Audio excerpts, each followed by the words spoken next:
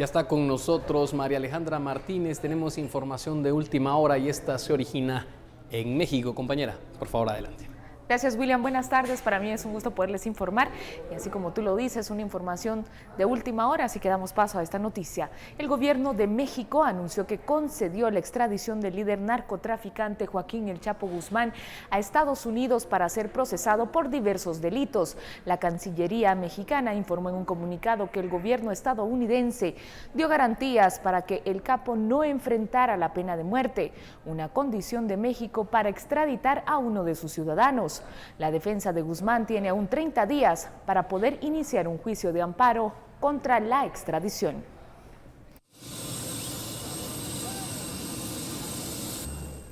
En otras noticias, las fuerzas de seguridad egipcias anunciaron formalmente esta mañana el hallazgo de los restos del avión siniestrado de EgyptAir. Restos y objetos personales de los pasajeros del avión egipcio accidentado fueron encontrados a 290 kilómetros de Alejandría. El anuncio fue realizado este viernes por las Fuerzas Armadas de Egipto a través de un comunicado. Informaciones similares habían sido desmentidas horas antes. El vuelo MS-804, que cubría la ruta París-El Cairo, desapareció la noche del miércoles entre las islas al sur de Grecia y la costa norte de Egipto, por razones aún desconocidas. Las autoridades egipcias consideran que la hipótesis de un atentado es la más plausible, dado que no hubo mensajes de alarma por parte de la tripulación antes de que el avión cayera, y la meteorología en ese momento era excelente. La crisis social y económica en Venezuela empuja al gobierno de Nicolás Maduro a bloquear los intentos de un referendo revocatorio en su contra, mientras la oposición presiona con protestas en la calle y advierte de un estallido social en el país si no se realiza la consulta. Una misión de UNASUR anunció el miércoles en Caracas que intentará mediar un diálogo entre ambas partes ante la grave crisis en Venezuela. Y debo decir que tanto el presidente Maduro como el presidente de la Asamblea y los representantes de la Mesa para la Unidad Democrática han expresado su voluntad de diálogo. Con las mayores reservas de petróleo del mundo, Venezuela sufre la peor crisis económica de su historia, agravada por la caída del precio del barril de crudo, fuente del 96% de sus divisas. Alta inflación y criminalidad, escasez de alimentos y medicinas, apagones eléctricos. El país se encuentra en una situación crítica. Las cifras internacionales de Venezuela la ponen en el peor escenario, una inflación de 180%, se calcula que para el próximo año puede llegar a 720 e incluso para el siguiente al 2200.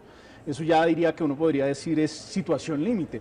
Para la oposición, la única salida de la crisis es realizar un referendo revocatorio del mandato de Maduro. Pero él insiste en que es inviable la consulta. Tiene viabilidad política, histórica. Los opositores advierten del riesgo de un estallido social, aunque Rodríguez es más optimista. La sociedad venezolana tiene una gran capacidad de resiliencia, de aguantar, de evitar que la situación estalle. Incluso los venezolanos no quieren un golpe de Estado, no quieren un estallido social, están buscando más alternativas democráticas. El asunto es cómo lo maneja la oposición. La oposición necesita que se realice la consulta antes del 10 de enero de 2017, porque si la gana se convocarán a nuevas elecciones. Pero si Maduro es revocado después de esa fecha, el vicepresidente que designe completará su mandato hasta 2019. Y ninguna va a tener. La justicia argentina resolvió extraditar a Estados Unidos al acusado líder narcotraficante colombiano Henry Jesús López Londoño, alias Mi Sangre, detenido en Buenos Aires desde el 2012.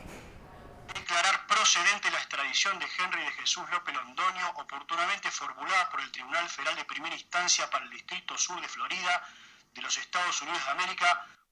Un tribunal de Florida lo reconoce como jefe de la banda Los Urabeños, conocida ahora como el Clan Úsuga, uno de los principales grupos criminales de Colombia. La justicia estadounidense sostiene que la banda traficó enormes cantidades de cocaína, desde Colombia hacia Panamá, Costa Rica, México y finalmente Estados Unidos, por vía marítima. De acuerdo a la investigación, López Londoño negociaba directamente con los encargados de transportar la droga desde el norte de Colombia. La Fiscalía General de México anunció que analizará los restos óseos hallados en el municipio de Iguala, luego que familiares de los 43 estudiantes desaparecidos de Ayotzinapa reclamaran que se determine si corresponden a los jóvenes. Familiares y abogados de los 43 estudiantes desaparecidos en septiembre de 2014 reclamaron que se determine si corresponden a los jóvenes. Fragmentos de dientes, cráneos, mandíbulas y otros huesos, así como restos de ropa y sandalias, fueron encontrados por campesinos entre los pueblos de Coacoyula y Apipilulco. Las piezas ya se encuentran en manos de los servicios forenses, donde se solicitaron análisis de ADN. Según la Fiscalía, los 43 estudiantes de Ayotzinapa fueron detenidos por policías y luego entregados a narcotraficantes que los habrían asesinado y calcinado en un basurero de Cocula, para luego arrojar sus restos a un río. La versión fue rechazada por un grupo de expertos independientes de la Comisión Interamericana de Derechos Humanos, que hasta abril colaboró en las investigaciones. Hasta acá con las noticias del mundo. Para mí fue un gusto informarles. Que tengan un excelente fin de semana. Gracias, María Alejandra. Le recordamos también que hay emisión sabatina y dominical de Noticiero Guatevisión, también con lo más destacado a nivel mundial. Vamos a hacer una pausa comercial, pero cuando regresemos, Carlos Roquel nos dirá cómo se llevan a cabo los operativos contra el transporte extraurbano, esto para tratar de evitar tragedias en el occidente del país.